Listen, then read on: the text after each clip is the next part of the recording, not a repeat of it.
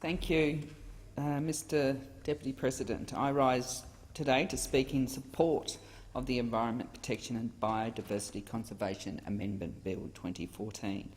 The debate about supertrawlers is an ongoing issue of concern, particularly in my home state of Tasmania, but I do know that many senators have received emails on these issues regardless of where which state they represent, which state or territory they represent, because there's concern throughout Australia about the operation of supertrawlers in our waters.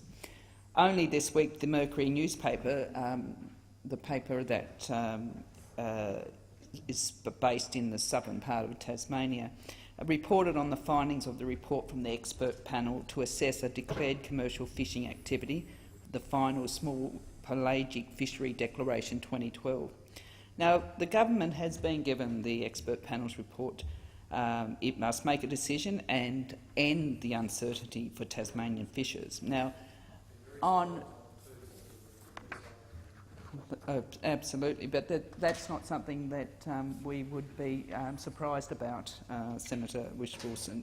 But through you, Mr Deputy President, on page 302, the report concludes, and I quote, "Direct interactions with protected species and localised depletion as defined by the panel will occur under the DCFA declared commercial fishing activity.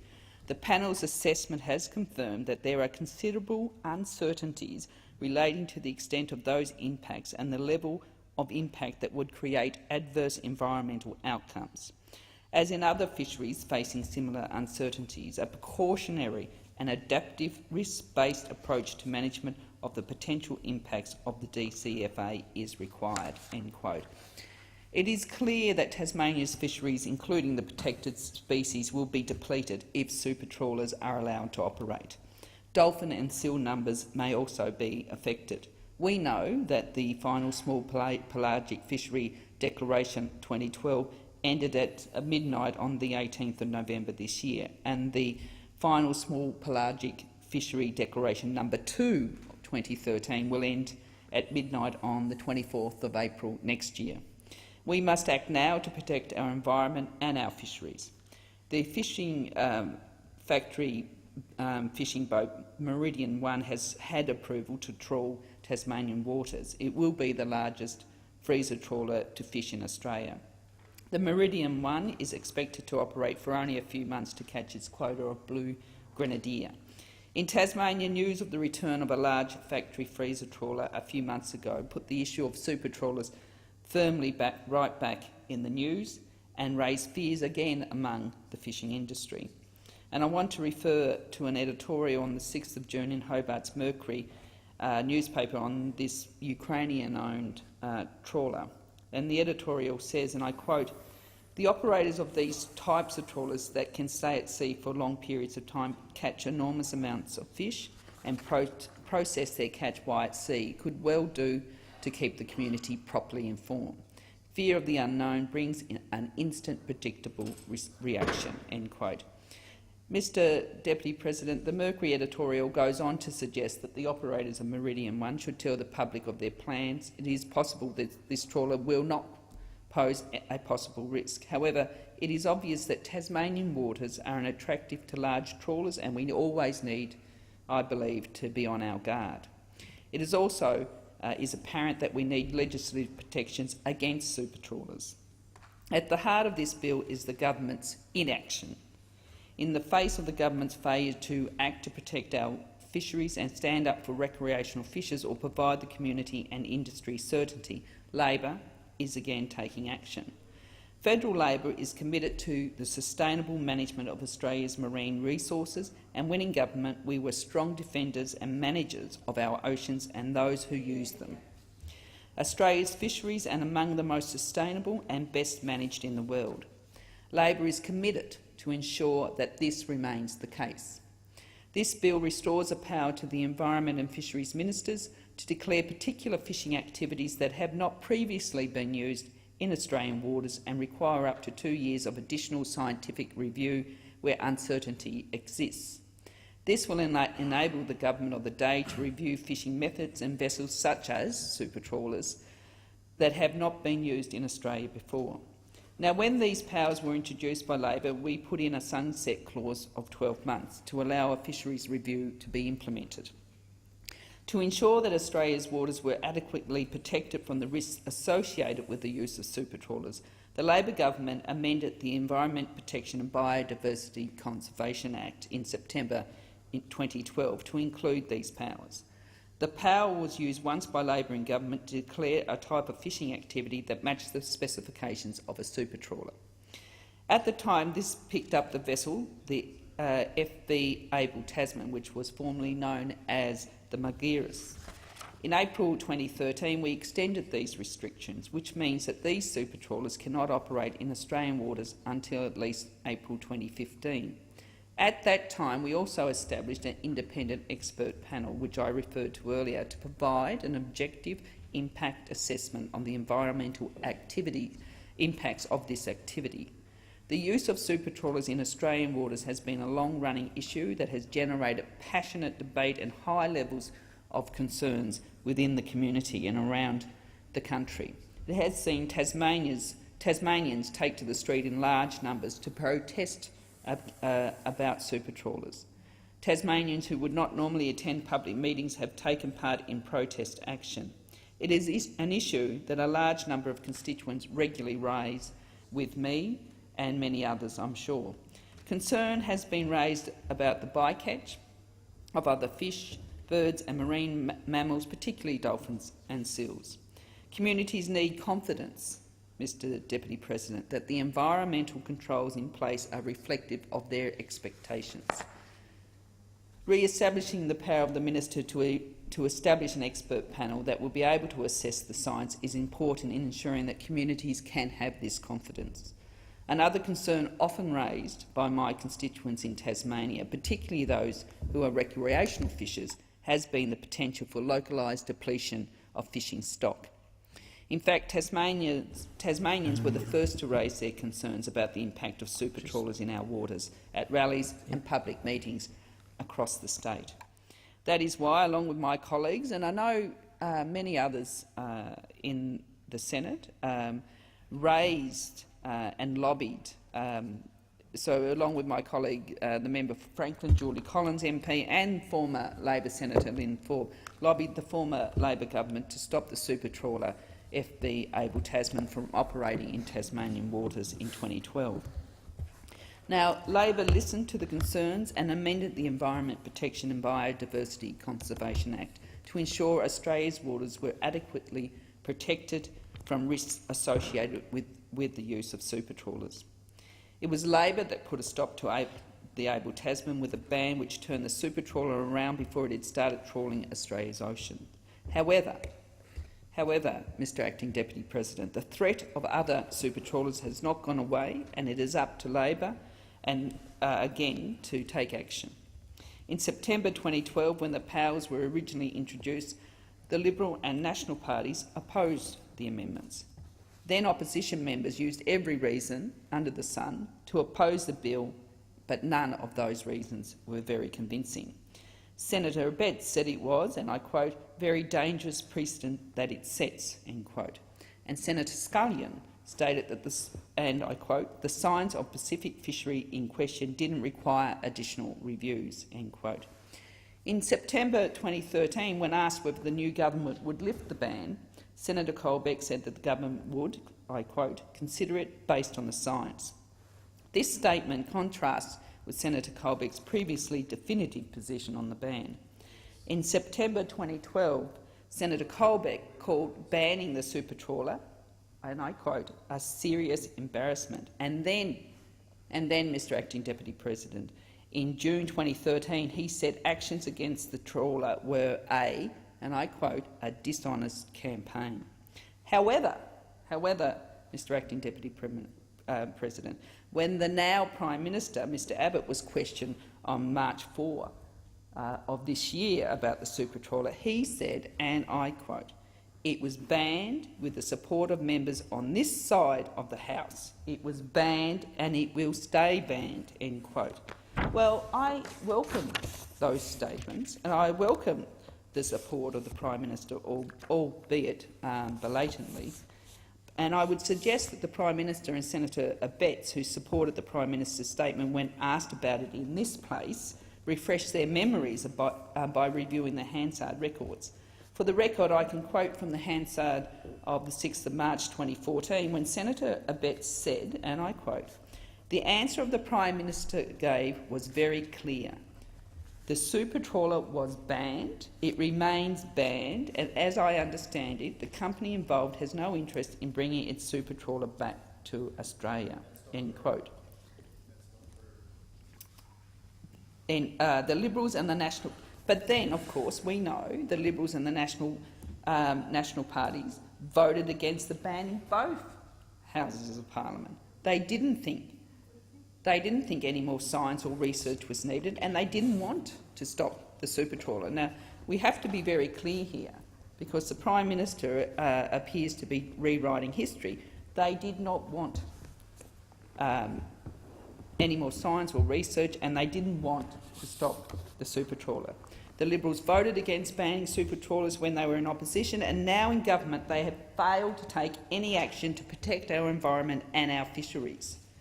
This bill will force the government to choose to honour the Prime Minister's own words and the actions of his government when they were in opposition.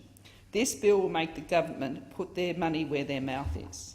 The government is yet to even do the most basic work required to implement sensible root and branch reforms of fisheries management, as recommended by the board review and responded to by Labor in March 2013. As the government refuses to act to protect our fisheries and stand up for recreational fishers, or provide industry with any certainty, then it is up to Labor to act. In government, Labor supported strong powers to protect the environment, to respect the rights of recreational fishers and provide certainty to business. Under the bill we consider here today, new Supertrawlers will have to face the same tough response faced by the original Supertrawler. The amendments give the government of the day the power to declare a particular type of fishing activity prohibited. This declaration will be made when the activity has not been used in Australia and some uncertainty exists around it. The prohibition will allow proper and thorough expert scientific work to be conducted. The bill restores the powers to enable the Environment Minister, with the agreement of the Commonwealth Fisheries Minister, to make an interim declaration that a fishing activity is a prohibited, declared commercial fishing activity, while an expert panel assesses the potential environmental impacts of the activity. The bill also restores the power of the Environment Minister, again with the agreement of the Commonwealth Fisheries Minister, to make a final declaration for a period of no longer than 24 months that a fishing activity is a prohibited, declared commercial fishing activity. Further to this, the bill provides for the establishment of an expert panel in the case of the making of a final declaration. The bill also specifies the terms of reference of the panel and arrangements for reporting, with the requirement that a copy of the panel report be made publicly available. The former Labor government has a strong record when it comes to supporting our fisheries and making them healthier, sustainable and more resilient. Labor understands that Australia's fisheries are a vulnerable natural resource, and we have a role in ensuring the future of an industry that contributes more than $2 billion to our economy each year.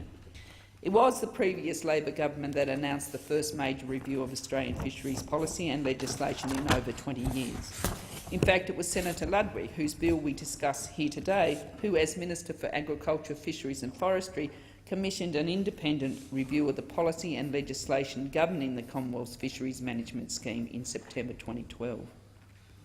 The Fisheries Management Review examined a range of issues to identify any improvements needed to ensure community and industry expectations of the Australian fisheries management regime can be met into the future. In March last year, the previous government released the report of the review of the Commonwealth Fisheries Legislation, Policy and Management, also known as the Bullwith Review. The findings of the review highlighted current management strengths and identified potential improvements to make Commonwealth fisheries more sustainable and meet industry and community expectations into the future. On releasing the report, the then Minister, Minister Ludwig stated, and I quote, "The Warwick Review concluded that greater transparency, a broader policy framework and the clarification of objectives and roles could build on what is already a very effective system." Senator Ludwig also indicated that the government's response to this report was to accept the direction of all 15 recommendations. The Labor government committed to engage with industry, recreational fishers, chain supply participants, environmental organisations, consumers and the general public on how best to implement the findings of the review. Since coming to government, those opposite have done nothing to act on the findings of this review. Nothing to act, Mr Acting Deputy President. The government is yet to even do the most basic work required to implement sensible root and branch reform of fisheries management.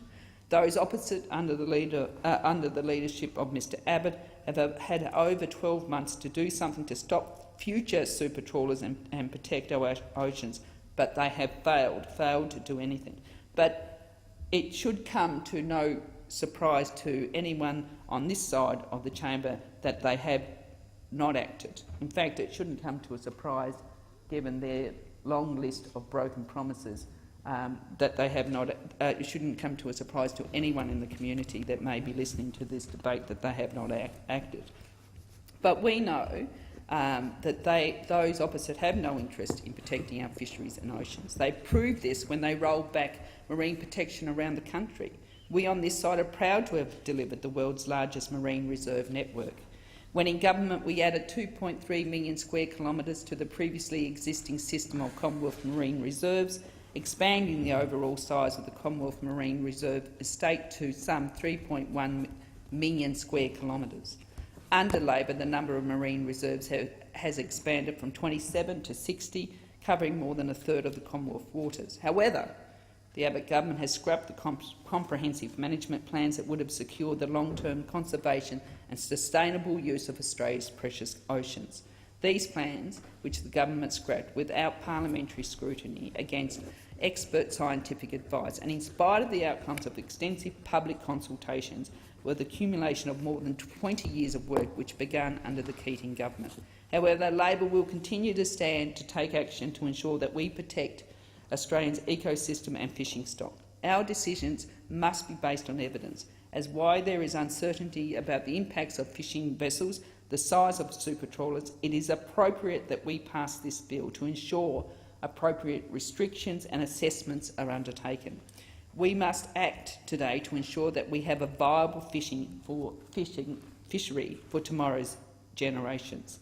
The Abbott government has shown no care about our fisheries and our oceans, but Labor does. Today, I stand by the comments I made when speaking in this place on the 2012 bill, and I repeat those words. Marine environments once wrecked take generations to recover, if they ever do. A precautionary approach is not only good policy, it is the only decent option. And as the government refuses to act to protect our oceans, our fisheries, stand up for recreational fishers or provide local businesses any certainty, it is again up to Labor to act. We know that only Labor will ensure sustainable action is taken to ensure the ongoing health and integrity of Australia's marine areas. And I will end quoting from Senator Ludwig's speech, which he says Australia has, and I think we all can agree, has some of the best managed fisheries in the world. There is, however, a gap in the system in considering the powers of the Environment and Fisheries Minister to consider new commercial fishing vessels before they arrive and begin to fish. Given that this government has failed to act, it is sensible for the powers to be restored.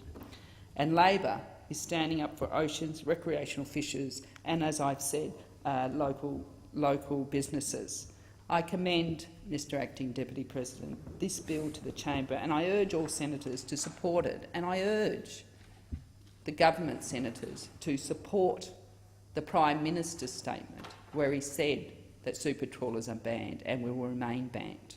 This will determine whether you are supporting your Prime Minister or will you again turn your back on the statements he makes. We know he tends to shoot from the hip, but it's now up to you to say whether you support your Prime Minister's words. Thank you, Senator. Your time has expired.